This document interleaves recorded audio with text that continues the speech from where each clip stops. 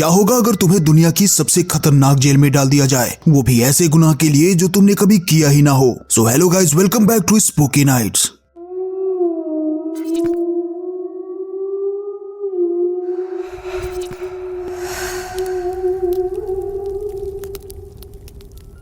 कहानी की शुरुआत होती है साल 1931 में, जहां हमें पेरिस का दृश्य दिखाया जाता है। यहाँ हम पेपिलोन नाम के एक आदमी को देखते हैं जो कि पेशे से एक चोर है और बड़ी सी बड़ी तिजोरी को खोलने में एक्सपर्ट है। एक दिन पेपिलोन ने शहर के सबसे कीमती हीरो की चोरी की और वो सारे हीरे अपने बॉस को दे दिए। यहाँ उसके बॉस ने पूछा कि कहीं तुमने कुछ हीरे अपने पास तो नहीं रख लिए। इस पर पेपिलोन ने साफ मना कर दिया और अपने काम के पैसे मांगे। तभी पेपिलोन के सामने एक आदमी को लाया गया जो कि बहुत ही बुरी तरह से जख्मी था। यहाँ पेपिलोन का बॉस कहता है कि इस आदमी ने मुझे डबल क्रॉस करने की कोशिश की थी, इसीलिए मैंने इसका ये हाल कर दिया। और अगर तुम्हारे मन में भी ऐसा कोई ख्याल है तो याद रखना, मैं तुम्हारा इससे भी बुरा हाल करूंगा। अब ये देखकर पेपिलोन काफी घबरा गया, लेकिन बॉस के सामने उसने कोई रिएक्शन नहीं दिया। इसके बाद उसने अपने काम के पैसे लिए और फटाफट वहाँ से बाहर निकल गया। इसके बाद वो अपनी गर्लफ्रेंड नैनिटी से मिलने गया और उसे एक खूबसूरत नेकलेस गिफ्ट किया। साथ ही उसने अपनी गर्लफ्रेंड को कुछ हीरे भी दिखाए जो उसने अपने बॉस से चुरा लिए थे। लेकिन बदकिस्मती से एक आदमी पेपिलोन पर नजर बनाए हुए था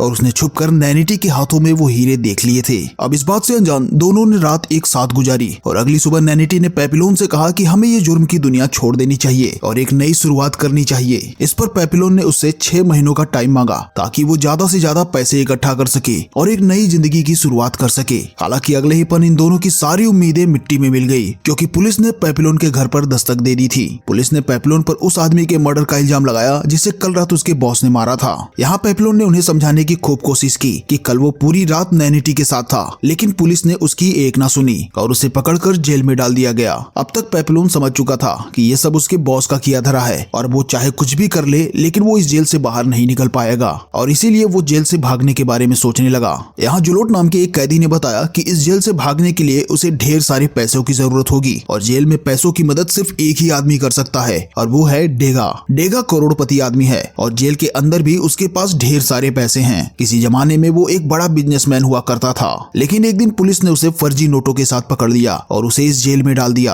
अगली सुबह इन सभी कैदियों को एक बोट में भर दिया गया और ये सभी एक खुफिया जेल के सफर पर रवाना हो गए। अब उस शाम पेपिलोन डेगा के पास आता है और उससे कहता है कि इस जेल के सभी कैदी तुम्हारी जान के दुश्मन है और वो तुम्हें मारकर तुम्हारा सारा पैसा हथियाना चाहते हैं, लेकिन अगर तुम चाहो तो मैं तुम्हारी हिफाजत कर सकता हूँ, पर इसके बदले तुम्हें मुझे कुछ पैसे देने होंगे ताकि मैं इस जेल से भाग सकूं। हालांकि डेगा ने पेपिलोन के ऑफर को ठुकरा दिया, क्योंकि वो इस जेल के किसी भी कैदी पर भरोसा नहीं कर सकता था। अब उस रात एक हट्टे कट्टे आदमी ने डेगा के सामने सो रहे एक कैदी को मार डाला, क्योंकि इस कैदी ने अपने पेट में ढेर सारे पैसे छुपा रखे थे। अब ये देखकर डेगा काफी डर गया और अगली सुबह उसने पेपिलोन के ऑफर को एक्सेप्ट कर लिया। अब डील के मुताबिक पेपिलोन को डेगा की हिफाजत तब तक करनी होगी जब तक कि डेगा की वाइफ उसे जेल से न छुड़ा ले। दरअसल डेगा इस जेल से नहीं भागना चाहता था, क्योंकि उसे पूरा यकीन था कि उसकी वाइफ उसे यहाँ से निकाल लेगी। अब उस रात उसी कैदी ने डेगा को जान से मारने की कोशिश की, लेकिन पेपिलोन समय रहते बीच में आ गया और बड़ी ही बहादुरी से डेगा की जान बचा ली। हालांकि ये सोच सुनकर जेल के गार्ड्स भी अलर्ट हो गए और उन्होंने पेपिलोन और इस मोटे कैदी को कड़ी सजा दी। ऐसे ही दिन गुजरते गए और एक लंबे सफर के बाद ये शिप अपनी मंजिल तक पहुंच गया। ये जगह दुनिया की सबसे खतरनाक जेलों में से एक थी, जो कि एक खुफिया आइलैंड पर बनाई गई थी और इस जेल में दुनिया के सबसे खतरनाक कैदियों को रखा जाता था।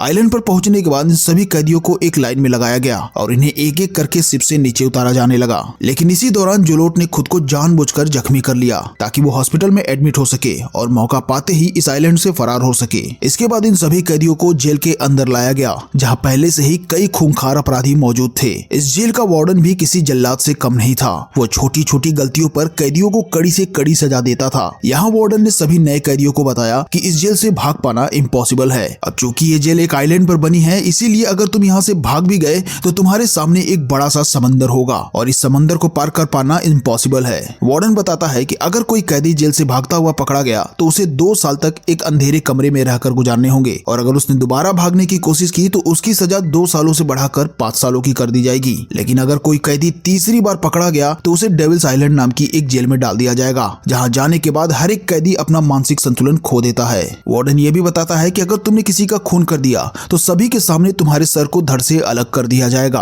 अगले दिन डेगा और पेपिलोन को भारी भरकम लकड़ियों को एक ट्रॉली में रखने का काम दिया गया। यह पेपिलोन की नजर एक टोपी वाले आदमी पर गई जो असल में एक मछुआरा था और उसके पास एक बोट भी थी और उस बोट की मदद से पेपिलोन इस जेल से भाग सकता था। यहाँ पेपिलोन ने उस आदमी को पैसों का लालच देकर पूछा कि क्या तुम हमें इस जेल से निकाल सकते हो। इस पर वो आदमी कहता है कि मैं तुम्हें इस जेल से निकाल सकता हूँ, पर इसके लिए मुझे $5000 चाहिए। पेपिलोन पैसे देने के लिए राजी हो गया। इसके बाद इस आदमी ने उन्हें अगली रात समुद्र के किनारे आने को कहा। अब इस जेल के कैदियों को भी ये मालूम था कि डेगा के पास ढेर सारे पैसे हैं और उन्हीं पैसों के लालच में उन्होंने डेगा को एक बार फिर से मारने की कोशिश की। हालांकि एक बार फिर से पेपिलोन बीच में आ गया और जैसे तैसे करके डेगा की जान बचा ली। अब ये देखकर डेगा एक बात तो समझ चुका था कि पेपिलोन के बिना वो यहाँ एक दिन भी जिंदा नहीं रह पाएगा और इसीलिए उसने भी इस जेल से भागने का फैसला किया। अब अगले दिन जेल के सभी कैदियों को इकट्ठा किया गया क्योंकि आज उनमें से एक कैदी को सजा मिलने वाली थी और ये कैदी कोई और नहीं बल्कि जुलोट था, जिसने भागने की कोशिश में जेल के 2 गार्ड्स को मार डाला था और इसीलिए उसे मौत की सजा सुनाई गई थी।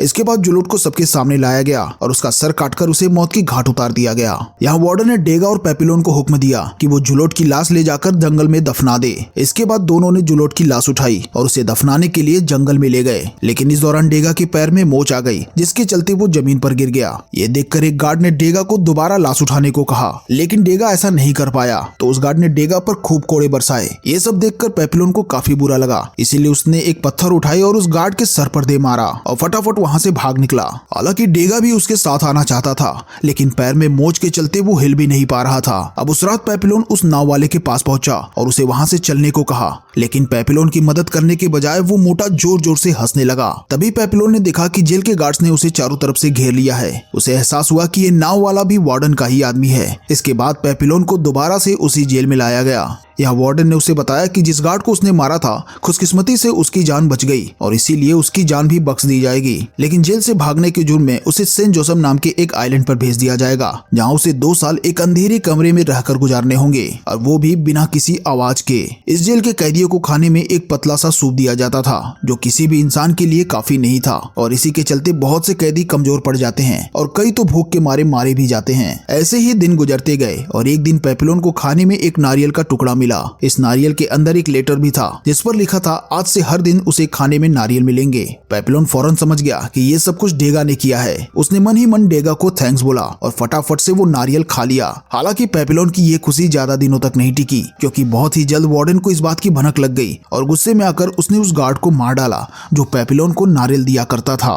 इसके बाद वार्डन ने पेपिलोन से पूछा कि उसे नारियल भेजने वाला आदमी कौन है, लेकिन जब पेपिलोन ने कुछ नहीं बताया तो वार्डन ने हुक्म दिया कि आज से पेपिलोन को सिर्फ आधा कटोरा सूप दिया जाएगा। ऐसे ही दिन गुजरते गए और पर्याप्त खाना न मिलने के चलते पेपिलोन काफी कमजोर हो चुका था। थोड़े दिनों के बाद वार्डन दोबारा उसके पास आया और नारियल भेजने वाले का नाम पूछा, लेकिन इस बार भी पेपिलोन ने कुछ नहीं बताया। अब गुस्से में आकर वार्डन ने हुक्म दिया कि पेपिलोन अपनी बाकी की सजा एक अंधेरे कमरे में रहकर गुजारेगा। दिन गुजरते गए और देखते ही देखते पेपिलोन काफी कमजोर हो गया और तो और अब उसकी दिमागी हालत भी खराब होने लगी थी। इसीलिए जेल के गार्ड्स ने उसे हॉस्पिटल में एडमिट किया ताकि डॉक्टर्स उसका इलाज कर सके। खुशकिस्मती से डेगा भी जेल की उसी हॉस्पिटल में काम करता था जहां पेपिलोन को एडमिट किया गया था। पिछले 1 साल में डेगा ने वार्डन का भरोसा जीत लिया था, जिससे खुश होकर वार्डन ने उसे हॉस्पिटल में नौकरी दे दी थी। उस दिन जब डेगा पेपिलोन से मिलने पहुंचा तब उसे पता चला कि असल में पेपिलोन पागल होने का नाटक कर रहा था ताकि फिर से उसे नॉर्मल जेल में डाल दिया जाए और वो एक बार फिर से यहाँ से भागने की कोशिश कर सके। इसके बाद उन्होंने 2 और कैदियों के साथ जेल से भागने का प्लान बनाया। ये कैदी थे सीलियर और मैचुरेट। इन दोनों को इस प्लान में इसलिए शामिल किया गया था